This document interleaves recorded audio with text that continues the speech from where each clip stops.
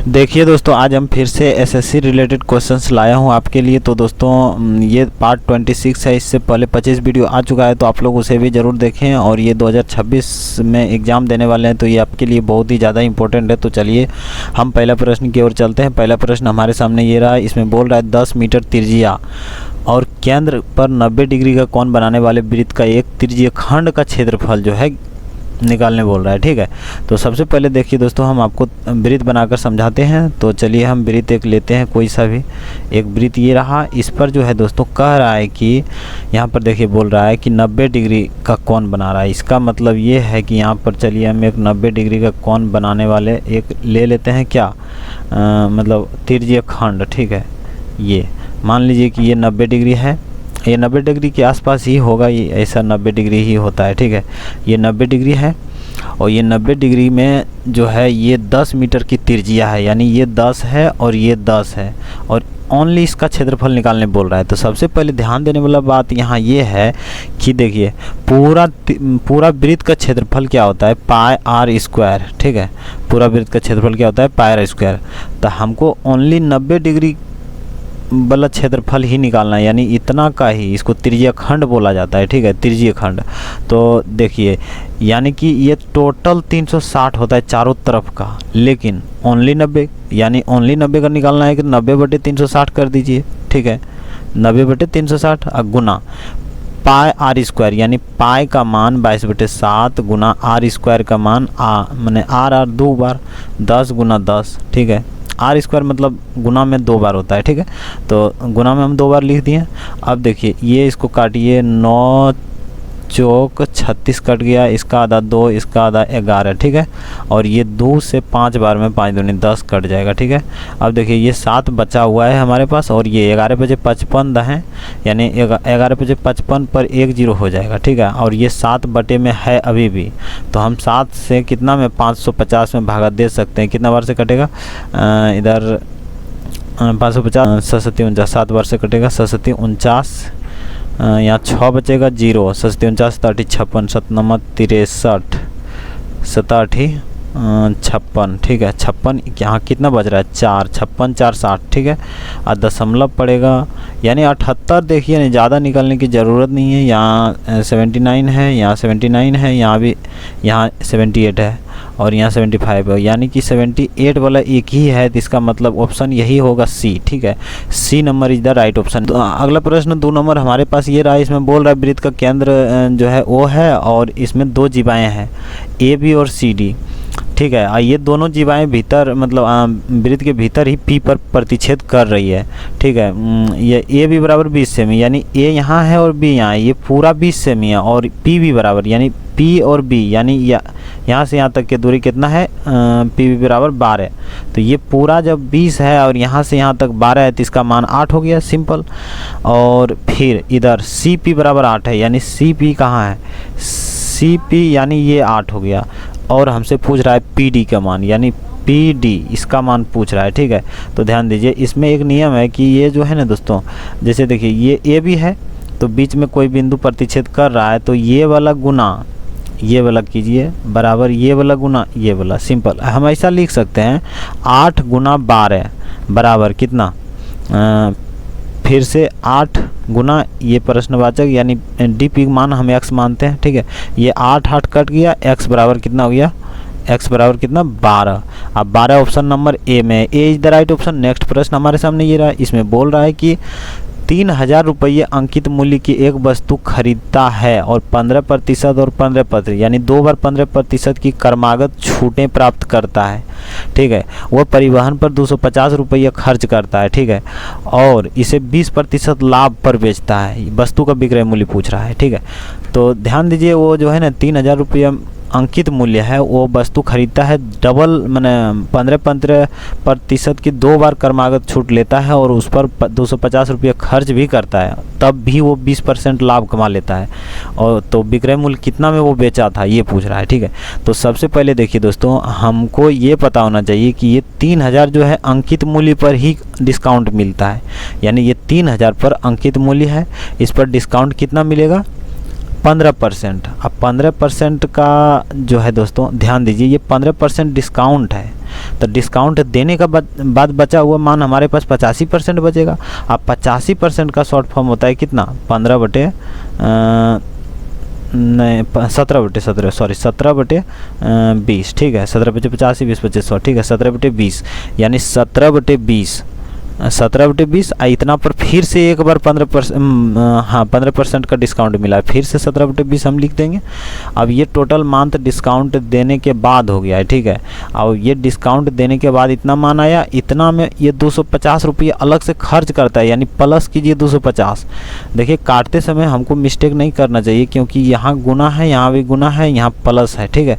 तो ये ध्यान देना है, यहाँ पर प्लस का ध्यान रखना है ताकि इसको हम काट नहीं सके, ये प्लस वाला कटता नहीं है, ठीक है।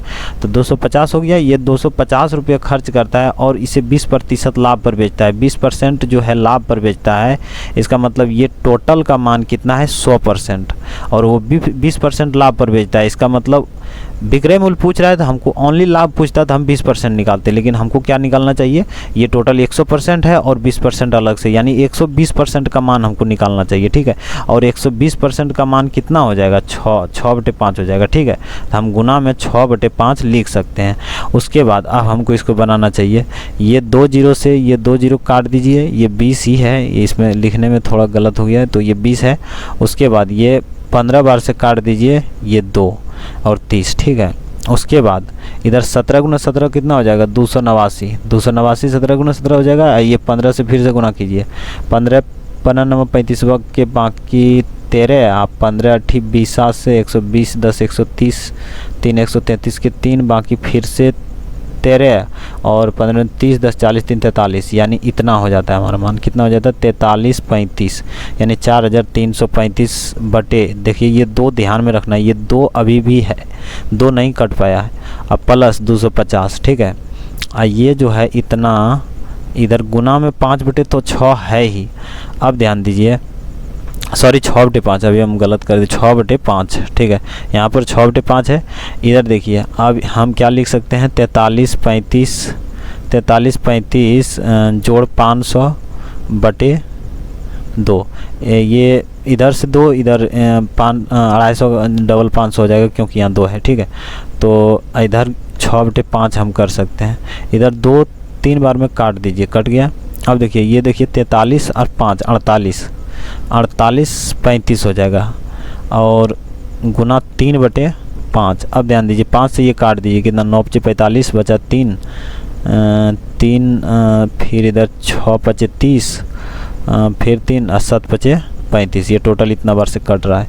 अब इसको इससे गुना कीजिए, यानी 7 × 21 के 1 बाकी 2 और 6 × 18 2 20 के 0 बाकी 2 और 9 × 27 2 29, यानी 2901 ऑप्शन नंबर बी में है, ठीक है। Option number B is the right option. चलिए नेक्स्ट प्रश्न हमारे पास ये रहा, इसमें बोल रहा है यदि पेट्रोल की कीमत पर 28% की वृद्धि होती है, उपभोक्ता द्वारा खपत में कितने प्रतिशत की कमी की जानी चाहिए। यदि पेट्रोल का व्यय अपरिवर्तित, यानी वो बोल रहा है कि खर्चा, यानी जो पैसे की लागत है वो अपरिवर्तित रहे, यानी वो बोल रहा है कि हम अगर हम पेट्रोल में 500 रुपये खर्च कर रहे हैं तो हम 500 ही खर्च करेंगे, भले हमको क्या कहता है इसको खपत को कम क्यों नहीं करना पड़े। अगर मान लीजिए पेट्रोल का दाम 28% बढ़ गया है, कोई पेट्रोल का दाम 100 रुपया है तो वो 128 रुपया हो गया, तो वो 128 रुपया हो गया ना, तो खपत को ही कम करेगा, लेकिन वो मतलब पैसा नहीं बढ़ाएगा। तो कहने का मतलब इसको शॉर्टकट बनाने के नियम ये है कि 28% कितना हो जाता है 7/25 होता है, ठीक है, 7/25। ये 7/25 ऐसा है कि देखिए हम इधर कीमत लिखते हैं, कीमत क्या है, पहले 25 था, अब ये बढ़कर 25 7 कितना होता है, 25 7 32 हो गया, ठीक है। पहले 25 था, अब 32 हो चुका है। और खपत तो हमारे पास इसका उल्टा हो जाता है, अगर हम क्या इधर व्यय यानी खर्चा को हम सेम रखते हैं, ठीक है। अगर हम खर्चा को सेम रखेंगे दोनों जगह तो ये हमारा उल्टा हो जाएगा, यानी ये 25 इधर आ जाएगा, ये 32 इधर आ जाएगा। अब देखिए ये गुना कीजिए कितना हो जा रहा है, 25 दूनी 50 की 0 बाकी 5, 25 × 75, 5 80 यानी 80। इधर भी 25 × 32 है, इधर भी 25 × 32 यानी इधर भी 800। ध्यान दीजिए खर्चा हमारा 800 सेम है, लेकिन हम क्या किए हैं, पहले 25 है, अब 28% वृद्धि होने के बाद 32 हो रहा है। तो हम क्या कर सकते हैं कि इसका उल्टा कर देंगे, तो ये खर्चा सेम रहेगा लेकिन खपत हमारा घट जाएगा। कितना घटा, इधर देखिए, ये 25 से इतना बढ़ा यानी ये 7 बढ़ा, और ये घटा कितना, इधर 32 से 25 यानी कि ये 7 घट गया। तो 7 घट गया कितने के ऊपर, 32 के ऊपर। यही तो ध्यान देना है, 7 घट गया कितने के ऊपर, 32 के ऊपर। गुना करना है कितना, हमको निकालना क्या है, हमको बोल रहा है कितना, हाँ, खपत में कितना प्रतिशत कमी होनी चाहिए। ठीक है, तो इधर 100 कीजिए, इसका आधा क्यों, 8 चौक 32 कीजिए, और इधर 25 चौका 100 कीजिए। ठीक है, 25 × 7 यानी 175/8 हो रहा है। ठीक है, 8 से भगा दीजिए 175 में, तो 2 बार में 16, 1 5 और 5 कट गया, 1 बार में 8, 15 में 60 गया, बचा कितना, 7। ठीक है, 7, अब दशमलव दीजिए 0, 9 8 72, 8 64। ठीक है, 21.8 हुआ है, 21.88 यानी ऑप्शन नंबर बी ही होगा। ऑप्शन नंबर बी इधर राइट ऑप्शन। नेक्स्ट प्रश्न हमारे सामने ये रहा, इसमें बोल रहा है 6% वार्षिक साधारण ब्याज की दर पर 3 वर्ष में 767 रुपया और 4 वर्ष में दोस्तों 806 रुपया हो जाता है। तो मूलधन निकालने के लिए बोल रहा है। तो ध्यान दीजिए, परसेंट जो है सेम ही है, 3 वर्ष में वही धन 767 हो जाता है और 4 वर्ष में वही धन 806 रुपया हो जाता है। इसका मतलब ये है कि 3 वर्ष और 4 वर्ष दिया हुआ है, तो 1 वर्ष का हम निकाल सकते हैं। कैसे कि 4 वर्ष और 3 वर्ष, 4 वर्ष में 3 वर्ष का घटा देंगे, यानी कि 806 रुपया में से हम 767 रुपया घटा देंगे तो कितना हो जाएगा, 16 में से 7 गया 9, इधर 9 में से 6 गया 3, इधर 7 कट गया, यानी 39 रुपया। कहने का मतलब ये है कि 1 साल का ब्याज हमारा कितना है, 39 रुपया। ठीक है, 1 साल का ब्याज कितना है, 39 रुपया। ये कितना परसेंट है, 1 साल का ही ब्याज है, लेकिन ये कितना परसेंट है, 6%, क्योंकि 6% वार्षिक साधारण ब्याज बोल रहा है। तो 6% का मान ये 39 रुपया है, तो गुना कीजिए, हमको 100% निकाल लेना है। आप इस तरह नहीं निकालना चाहते हैं तो आप सूत्र में भी रख कर निकाल सकते हैं, यानी कि ये जो 39 रुपया है, क्या कर सकते हैं, 39 बराबर क्या हो जाएगा, मूलधन यानी कि x मानिए, गुना दर 6 मानिए, गुना समय 1/100। ऐसा करके भी आप बना सकते हैं। तो हम इसको आधा लिखिए, इसका आधा 50 लिखिए, फिर 13 तिया 39 लिखिए, 13 पचे 65 पर 1 0, ऐसा 650 ऑप्शन नंबर डी में है। D is the right option. और आप इसको भी देख लीजिए, इसमें भी कर दीजिए क्या, इसका आधा 50, इसका आधा 3। ठीक है, इधर से इधर आ जाएगा, यानी ये 13 तिया 39 कट गया, यानी कि ये क्या हो गया, x बराबर क्या हो जाएगा, 13 × 50 यानी 13 × 65 पर 1 0, simple. 650 option number D is the right option. तो चलिए दोस्तों, आज तक के लिए इतना ही, और इसी तरह का वीडियो और भी आगे आता रहेगा। तो दोस्तों चलिए आज तक के लिए इतना ही, तब तक के लिए जय हिंद, जय भारत।